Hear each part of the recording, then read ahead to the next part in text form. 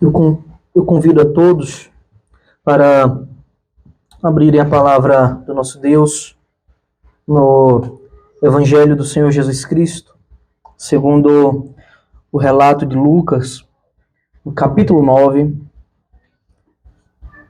Vamos fazer a leitura do versículo 1 até o versículo 10. Lucas 9, de 1 a 10, continuação da exposição do Evangelho de Lucas.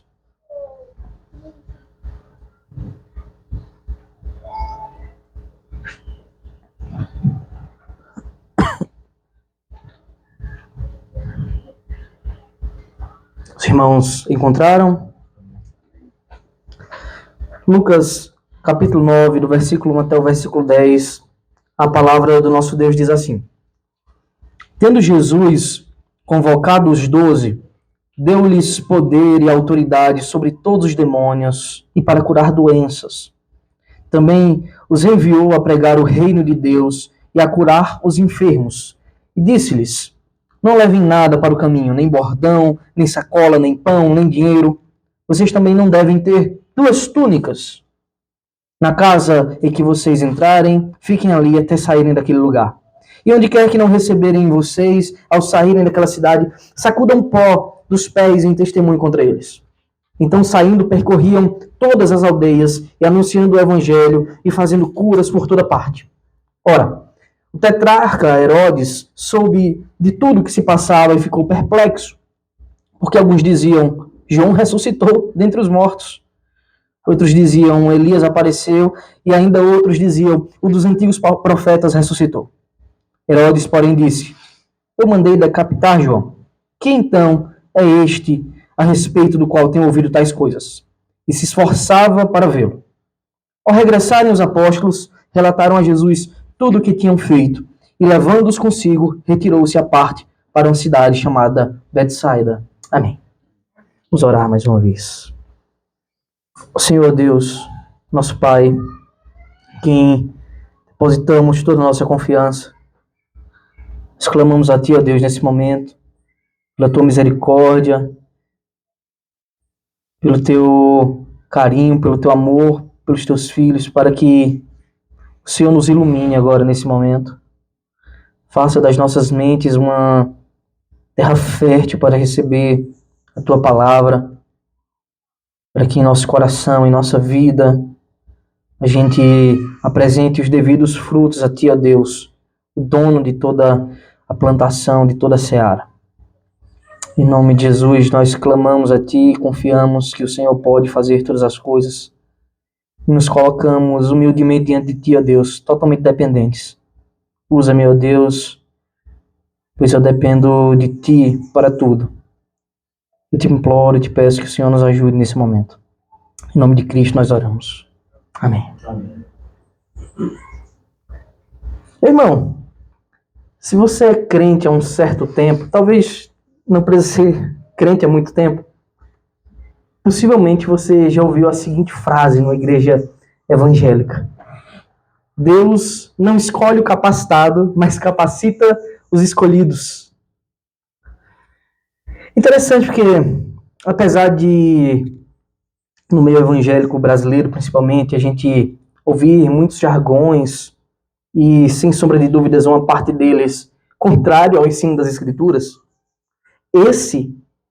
essa frasezinha, ela certamente destaca 2 verdades no modo em que o nosso Deus lida com os homens. Então é uma frase verdadeira, se a gente conseguir compreender ela biblicamente, a ótica das Escrituras. Nós sabemos, os que declaramos uma boa teologia, um bom ensino, entendimento da Escritura, nós sabemos, como está claro na palavra de Deus, que Ele mesmo, o nosso Deus, Ele escolhe para si pessoas para serem regeneradas, adotadas e salvas por meio de Cristo. Em inúmeras passagens das Escrituras, nós podemos enxergar a verdade da eleição, da predestinação que nós tanto amamos, porque é uma glória saber disso. E sabemos como essa eleição é incondicional. Ele não viu em Mário, em João, em ninguém algo específico, assim, olha, isso aqui me agrada e por isso eu vou tomá-lo para mim. Porque de fato a gente não tinha nada que agradasse a Deus. Mas ele faz isso soberanamente. Ele escolhe seus filhos. Eu, particularmente, tenho um carinho muito especial pelo texto de Efésios, capítulo 1. Eu vou ler aqui do versículo 3 ao 6 para os irmãos, que diz assim: Bendito seja o Deus e Pai. O apóstolo Paulo está dando graças a Deus, louvando a Deus por essa bênção. Bendito seja o Deus e Pai de nosso Senhor Jesus Cristo, que nos abençoou com todas as bênçãos espirituais nas regiões celestiais em Cristo. Então fica claro que o nosso Deus é o Deus que abençoa espiritualmente, faz de nós homens verdadeiramente ricos. Quando ele fez isso? Aí Paulo diz, antes da fundação do mundo, Deus nos escolheu nele. Isso não à toa, mas com um propósito, para sermos santos e irrepreensíveis. Não de qualquer forma, mas diante dele. Então temos aqui o Deus que escolhe seus filhos. Em amor, nos predestinou para ele, traçou o destino de tal modo que, no devido tempo, todas as coisas convergem para Cristo.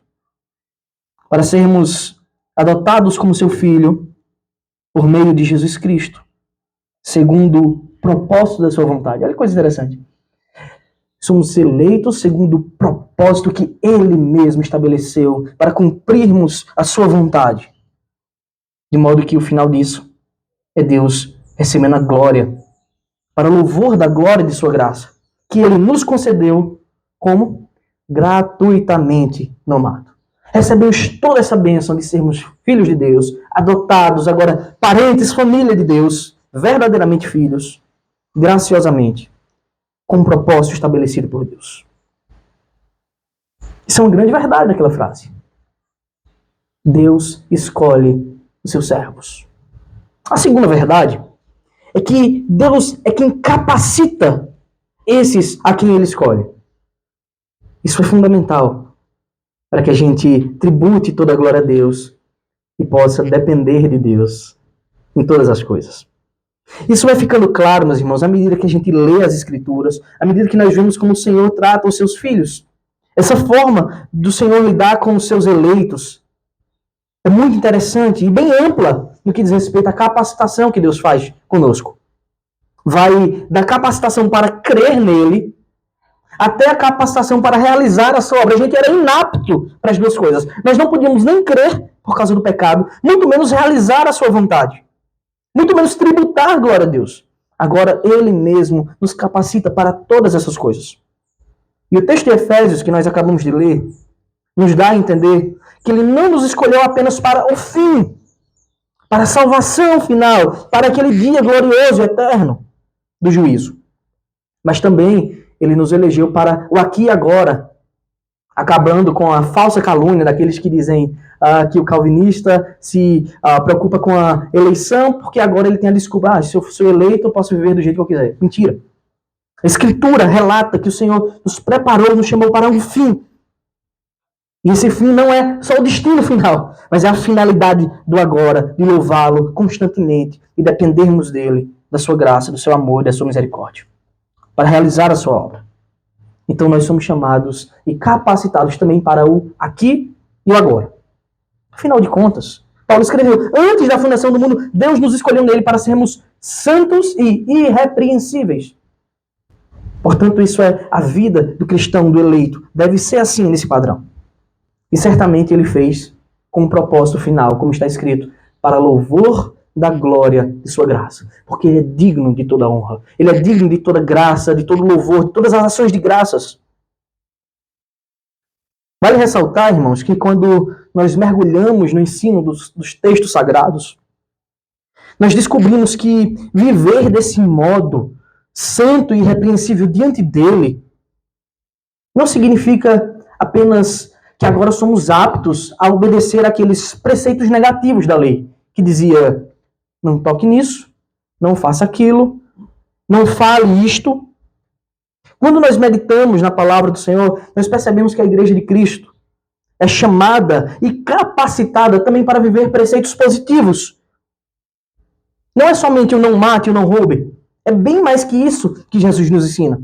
Como está escrito, por exemplo, em João 13:34. Ele mesmo diz, eu lhes dou um mandamento novo, que vocês amem uns aos outros, assim como eu os amei. que também vocês amem uns aos outros. Esse é o amor sacrificial. E eu afirmo, sem medo de errar, que viver assim, deste modo, amando dessa maneira como Cristo nos amou, é impossível sem a habitação e sem a capacitação de Deus. Só o Espírito Santo pode nos conceder tal bênção de viver deste modo. Então, podemos dizer que é verdadeira a frase: Deus não escolhe o capacitado, uma vez que ele fez isso quando a gente não tinha mérito nenhum.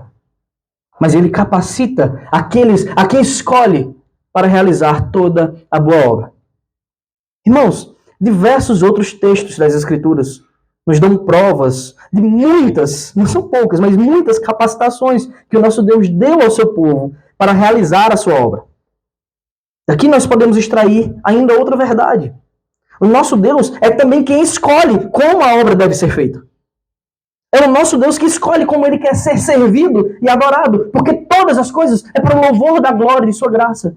Ele fez para ele, para nós nos curvarmos, dobrarmos a ele.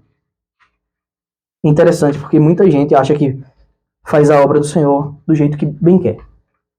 Presta culto a Deus da forma como acha que é devido. Entrega qualquer coisa ao Senhor, achando que Deus aceita aquilo, simplesmente porque havia uma boa intenção na realização da obra. O Senhor nos ensina que ele busca adoradores que o adorem em espírito e em verdade. Portanto, tem um padrão verdadeiro de como Deus requer adoração para si. Um exemplo que eu acho muito interessante de como o Senhor quer as coisas do jeito dele e ao mesmo tempo capacita homens para realizar essa obra do jeito que ele quer. Porque eu não sou Deus, ele é o Senhor. A glória é dele. O louvor é para ele. Então ele decide como ele quer ser adorado. Parece que as pessoas não entendem uma verdade simples dessa. Ele é Deus, não eu. Enquanto o povo peregrinava no deserto, Deus disse e entregou a Moisés: eu quero o meu tabernáculo assim, desse jeito. Você vai ler, as pessoas odeiam ler esses textos, porque é cheio de detalhes. Parece que você está lendo uma planta baixa, só que escrita. E Deus diz: eu quero as coisas desse jeito, cada detalhe. Sabe o que é interessante? Ele dá a ordem de como ele quer, porque a adoração é para ele, e ele mesmo capacita os homens para fazer essa obra da forma como ele quer. Eu convido você a abrir brevemente a sua Bíblia no livro de Êxodo, no capítulo 35. Para a gente fazer a leitura a partir do versículo 30.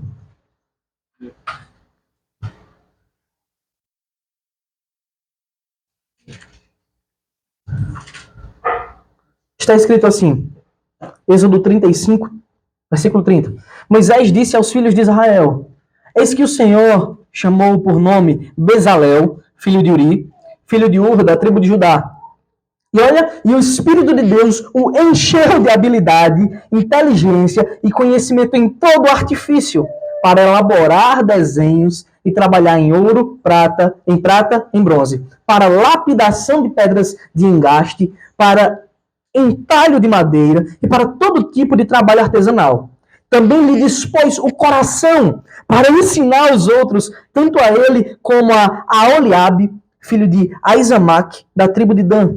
Encheu-os de habilidade para fazer toda a obra de mestre, até a mais engenhosa, e a do bordador em pano azul, em púrpura, em carmesim e em linho fino, e a do tecelão, sim, todo tipo de trabalho, e a elaborar desenhos. Assim trabalharam Bezalel, a Oliabe e todos os homens hábeis a quem o Senhor tinha dado habilidades e inteligência para saberem fazer toda a obra para serviço do santuário. Segundo o que, meus irmãos?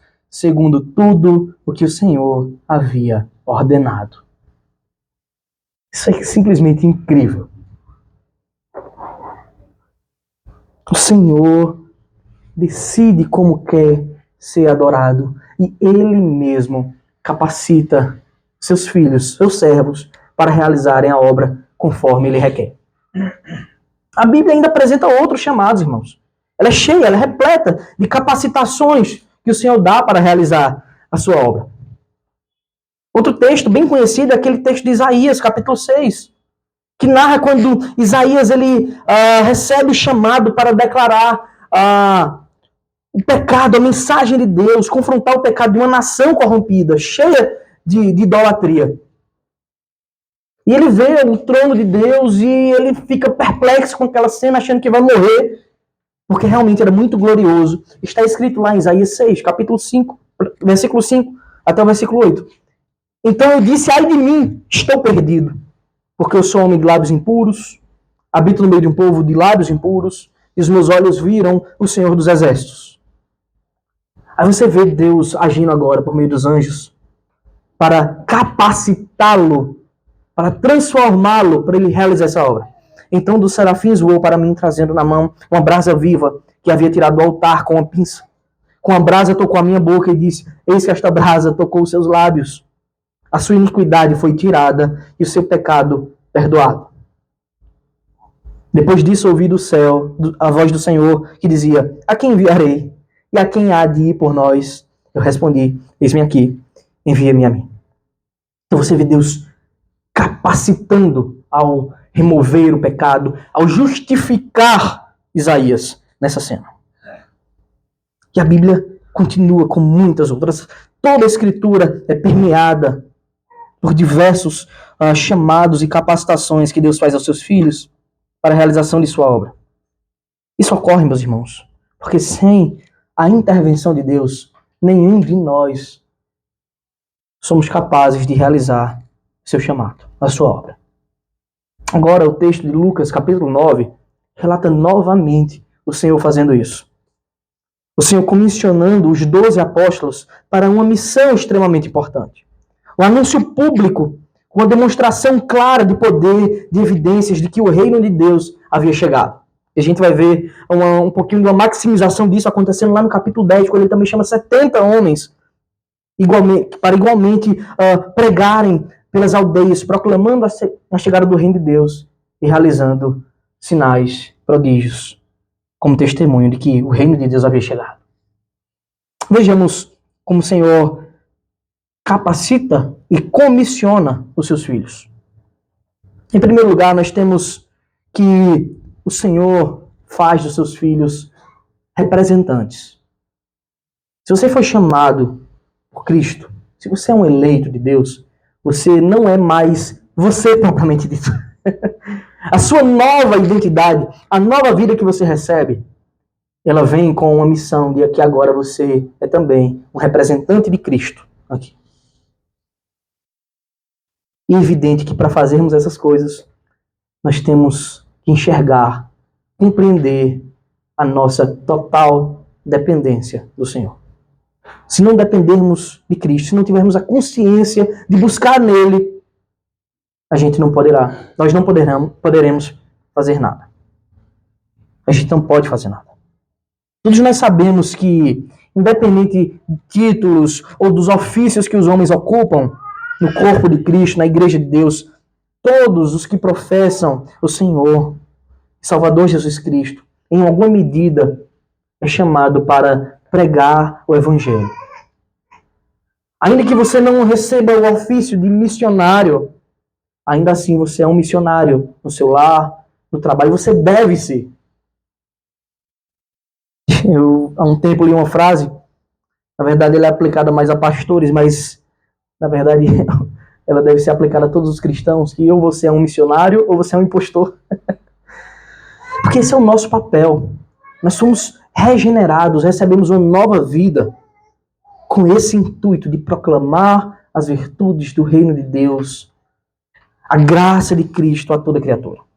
E o nosso texto dessa manhã mostra como o Senhor Jesus comissionou de modo especial os apóstolos, mas também nos apresenta, meus irmãos, alguns princípios importantes que nós devemos refletir em nossas vidas, na nossa missão de carregar o estandarte de Cristo, na nossa missão de propagar as virtudes do reino de Deus. Então, o texto começa com a convocação que Jesus faz dos 12. Versículo 1 do nosso texto de Lucas 9 diz assim, eu peço que você mantenha sua Bíblia aberta no texto para acompanhar comigo. Tendo Jesus convocado os 12, deu-lhes poder e autoridade sobre todos os demônios e para curar doenças. Também os enviou a pregar o reino de Deus e a curar os enfermos. Irmãos, lá no capítulo 6, Lucas ele narra como o Senhor Jesus chamou os 12. Ele cita o nome dos 12 e ali o Senhor chamou para o apostolado. Naquele momento em diante, eles passaram a andar com Cristo de modo mais estreito, mais próximos a Cristo. Aprendendo como uma grande escola, vendo o Senhor agir. Agora, nesse momento do ministério, o Senhor Jesus chama os apóstolos novamente. E ele concede agora uma autoridade especial. Uma capacitação, essas duas coisas, capacitação e autoridade, para que eles realizem uma missão. Ele entrega a missão a eles. Ele diz assim, vocês vão agora andar pelas aldeias, vocês vão andar agora pelas cidades próximas, e vocês vão fazer, sabe o quê? O que vocês me viram fazer esse tempo todo. Vocês estavam comigo, viram o que eu fiz, agora vocês vão fazer. Vocês vão curar pessoas, vocês vão libertar aqueles que estão oprimidos, e vocês vão pregar que o reino de Deus chegou. Afinal, esse é o sinal. Desde o começo do ministério do Senhor Jesus, quando ele abre o rolo do livro de Isaías na sinagoga, e diz, o Espírito do Senhor está sobre mim, porque ele me enviou para tudo isso. E a gente viu ele realizando essa obra, libertando as pessoas, curando, pregando o evangelho aos pobres, o reino de Deus sendo pregado a toda criatura. E agora o Senhor Jesus entrega aos discípulos, aos apóstolos, e diz, façam isso.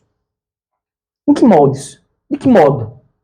Do jeito que vocês quiserem? Não. Do jeito que vocês me viram fazer. Do jeito que vocês andaram comigo e testemunharam.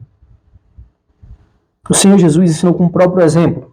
Amor, compaixão, misericórdia e graça o tempo todo. Recebendo os enfermos, pregando o evangelho e labutando todos os dias para a glória do Pai. Eu penso que o ponto alto desse chamado está na forma como eles deveriam se comportar quando estivessem longe do Senhor Jesus. É incrível imaginar que o Senhor tinha concedido a eles uma capacidade especial de cura, de autoridade contra muitas hostes malignas. De fato, a missão que o Senhor deu aos discípulos envolvia essas três grandes áreas, né, que provavam que o reino de Deus havia chegado. Provavam a promessa descrita em Isaías. A libertação espiritual, a cura das enfermidades e a pregação graciosa do reino de Deus. Mas é surpreendente que mesmo dotado de tão grande poder, porque Cristo tinha feito isso, se não fosse por Cristo seria impossível, mesmo eles sendo agora capacitados com essas virtudes celestiais, os discípulos eles foram ensinados que isso não era para a própria glória deles. Isso não deveria lhes trazer um lucro pessoal, mas era para a glória de Deus. Era para cuidado do povo eleito. Engraçado que se isso fosse com alguns falsos profetas dos dias atuais, certamente eles fariam disso uma mina de ouro. Não foi isso que Simão, o mago, tentou fazer? Querendo comprar o poder do Espírito Santo? Mas o Senhor Jesus dá instruções bem claras para aqueles homens como deve ser o proceder. Como deveriam proceder diante da missão. Versículo 3 diz assim, e disse-lhes, não levem nada para o caminho. Nem bordão, nem sacola, nem pão, nem dinheiro. Vocês também não devem ter duas túnicas. Veja que o Senhor está falando de várias áreas importantes da vida. Conforto, da alimentação, das vestimentas, áreas que os homens costumam se preocupar. O Senhor Jesus diz, olha, essa não é a preocupação de vocês. Vocês vão de forma muito simples. Aqui o Senhor Jesus está ensinando a eles, vocês vão depender de mim. E vocês vão ver que eu vou sustentar vocês. Na casa em que vocês entrarem, fiquem ali até saírem daquele lugar. E onde quer que não receberem vocês, ao saírem daquela cidade, sacudam o pó dos pés e testemunhem contra eles.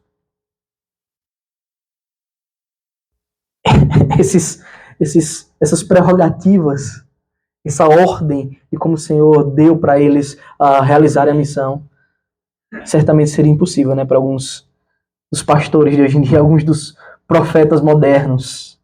Jamais iam querer viver. Não é? Afinal, alguns diriam que Deus os colocou por cabeça e não por cauda. Não é?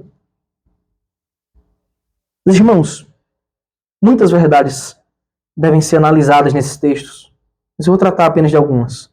Os ministros de Deus, eles não foram chamados para uma vida luxuosa, enquanto os irmãos padecem necessidade.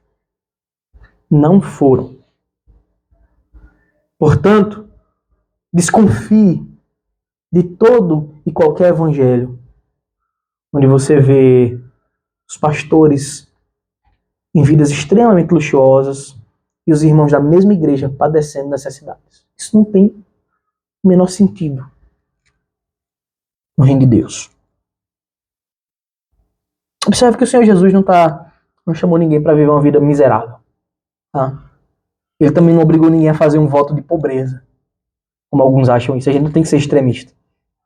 Nós temos que ter o bom senso santo de que nós devemos ajudar os nossos irmãos e não nos alimentar da lã das ovelhas. Nós somos chamados para confiar na provisão de Deus. É isso que o Senhor está dizendo aos discípulos. Confie em mim. Vocês vão ser recebidos, e no lugar onde vocês forem recebidos, quer que seja um lugar de luxo ou não, permaneçam ali. Se vocês forem recebidos, é porque eu quero que vocês estejam ali. Realizem a missão. Versículo 4, ele nos ensina que o trabalhador é sim digno do seu salário.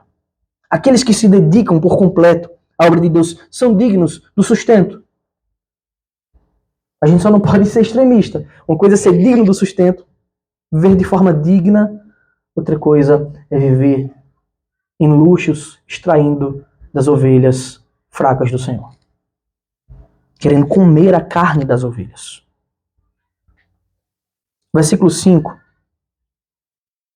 O Senhor diz assim: e onde quer que não receberem vocês, ao saírem daquela cidade, sacudam o pó dos pés e testemunhem contra eles. O Senhor alerta para a possibilidade, isso vale para nós, de não sermos bem-vindos quando anunciamos o Evangelho, quando vamos em nome de Cristo pregar as virtudes do Reino de Deus. Em muitos lugares, a pregação nossa vai ser rejeitada. As pessoas vão coçar os ouvidos, vão mandar a gente parar, vão dizer que não tem interesse. Jesus não manda aqueles homens ficarem lamentando e labutarem se isso acontecer. Isso não deve levar os servos de Deus a uma frustração, a uma depressão no serviço ministerial. Mas deve motivar eles para continuar a missão. Isso é muito difícil, porque a gente sempre atrela, infelizmente, a resposta às pessoas às nossas capacidades pessoais. Mas o texto está nos dizendo o tempo todo que é Deus quem escolhe e é Deus quem capacita, seja para a realização da obra ou para o recebimento dela também nos corações. É Deus quem capacita o tempo todo. Então nós não devemos nos sentir frustrados quando rejeitarem a mensagem anunciada, mas que isso dê para nós um desejo de continuar a missão, de continuar pregando, porque grande é a seara. Mas os ceifeiros são poucos. Em todas as coisas, meus irmãos, nós vemos que o Senhor, além de nos capacitar para a boa missão, Ele também nos ensina como deve ser a nossa disposição diante de tudo. E é impossível viver assim se não confiarmos em Deus, se não formos fiéis ao Senhor, se não formos humildes ao entender que a nossa riqueza, o nosso luxo, a nossa glória não se encontra aqui, mas nos céus com o Cordeiro. E assim agiram os apóstolos. Versículo 6 diz: então saindo, percorriam todas as aldeias, anunciando o evangelho e fazendo curas por toda parte. Interessante, porque você imagina que Jesus já vinha fazendo isso. E multidões iam ao seu encontro. Agora ele envia 12 comissionados para fazer essa mesma missão. Agora tem 12 espalhados fazendo a mesma coisa. É óbvio que isso geraria um impacto naquela nação. Seja para o bem ou para o mal. Mas o impacto seria causado. E é isso que relata os versículos seguintes. Esse é o nosso segundo ponto. A evangelização verdadeira e uma vida debaixo dos cuidados de Deus, da confiança, no temor do Senhor, gera sim um impacto. Quer na vida de uma pessoa, ou na vida de uma cidade, ou de uma nação, mas gera um impacto. O versículo 7 nos relata que isso chegou a Herodes, o tetrarca. Se espalharam tanto as mensagens de que coisas surpreendentes estavam acontecendo em Israel. Não seria diferente. Isso certamente chegaria aos líderes daquela nação. Versículo 7 diz, ora, Herodes, o tetrarca Herodes, soube de tudo o que se passava e ficou perplexo. Porque alguns diziam, João ressuscitou dentre os mortos. Outros diziam, Elias apareceu. E ainda outros diziam, um dos antigos profetas ressuscitou. Herodes, porém, disse, eu mandei decapitar João. Quem então é este a respeito do qual tenho ouvido tais coisas? E o texto nos diz que se esforçava para vê-lo. É evidente, meus irmãos, que quando o povo de Deus se move para realizar a missão, o mundo ele não permanece o mesmo. Algum desavisado do poder de Deus pode até achar estranho, como apenas 12 homens, mais um líder, poderiam causar um impacto no mundo. Mas é assim que o Senhor age por meio de nós. É assim que o Senhor demonstra o seu poder e a sua soberania e o seu domínio sobre todas as coisas. Eu particularmente também gosto muito da parábola que o Senhor Jesus conta em Mateus capítulo 13, no versículos 31 e 32, a parábola conhecidíssima do grão de mostarda. Está escrito assim, Jesus lhes propôs outra parábola, dizendo, o reino dos céus é semelhante a um grão de mostarda, que um homem pegou e plantou no seu campo.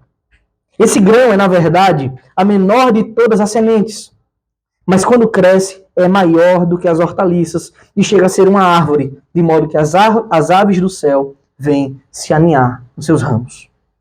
E é surpreendente como o Senhor decidiu nos colocar como agentes ativos dessa missão eterna de salvar pecadores. Vocês têm que entender, meus irmãos, a glória que é isso. O mesmo Deus que escolhe, que predestina, que adota, que capacita, é o Deus que nos escolhe também para completar essa missão, para fazer essa missão acontecer. E a parábola do grão de mostarda é autoexplicativa.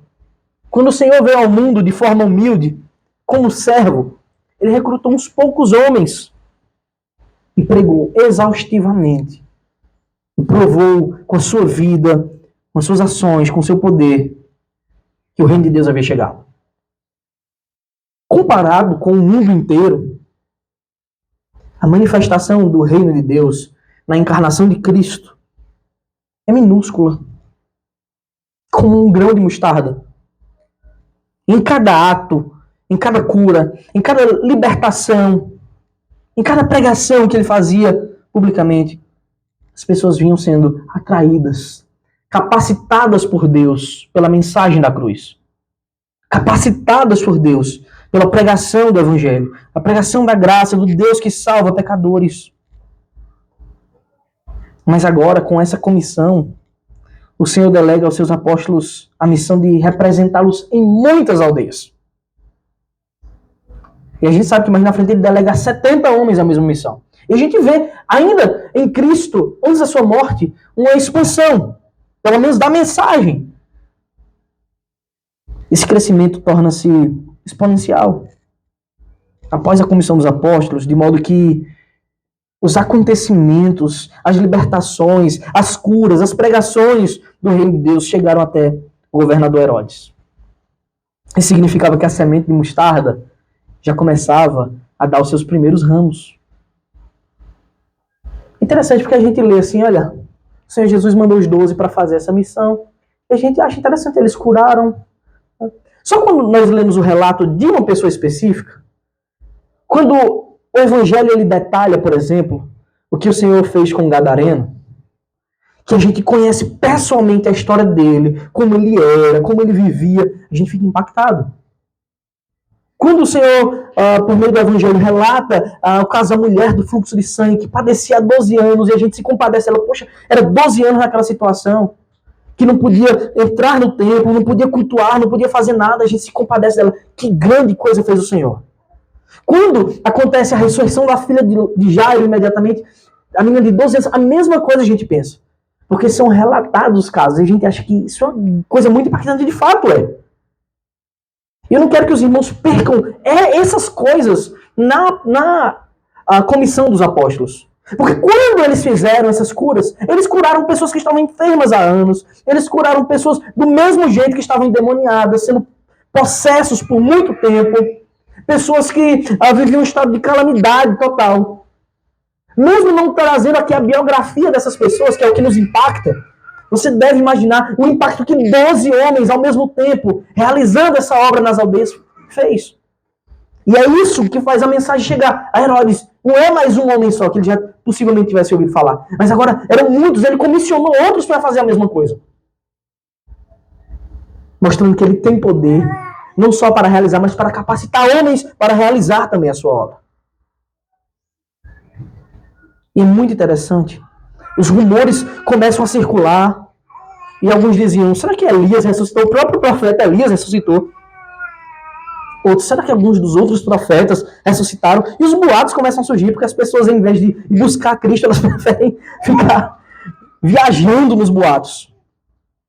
Mas esses boatos surgiram por causa do impacto de que homens dependentes de Deus realizaram ao serem dependentes de Deus. Lucas narra que Herodes ficou perplexo quando ouviu a notícia falsa. Ele se assustou. João ressuscitou. Ele se assusta não é à toa, não, meus irmãos, que ele tinha consciência do pecado gravíssimo que ele tinha cometido. Ele tinha consciência que ele tinha mandado decapitar João Batista, porque João Batista denunciava o seu pecado.